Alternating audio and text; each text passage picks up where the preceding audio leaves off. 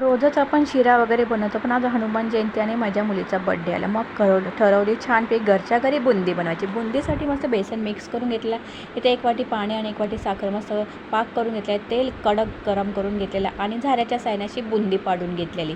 साधी सिंपल असा बेसन आपण भजीला मिक्स करतो तसंच मिक्स करून घेतलेलं आहे आणि छान कुरकुरीत अशी बुंदी तयार करून घेतली. आता एका पेल्यामध्ये हिरवा रंग आणि दुसऱ्या पेल्यामध्ये केसरी रंग करून घेतलेला बेसनमध्ये मिक्स करून त्याची अशा प्रकारे बुंदी 3 प्रकारची म्हणजे 3 रंगाची बुंदी तयार झाली. एकदम सुंदर अशी बुंदी घरच्या घरी बांधता येते. मस्त पाडलेली आहे आणि इथे मस्त ही बघा बुंदी तयार झालेली. तर तुम्ही बुंदी पाडता की नाही सांगा मला कमेंट करून. मी पण पाडते कधीतरी अशी नैवेद्यासाठी. करून बघा, छान घरच्या घरी आनंद भेटतो. आपल्या घरी आपण स्वतःच एखादा पदार्थ केला की सुंदर होते. अगदीच परफेक्ट नाही झाली तरी चालेल, काहीच हरकत नाही, पण सुंदर होते आणि छान लागते चवीला. घरच्या हिरव्या रंगाची आणि केसरी रंगाची बुंदी तयार झालेली.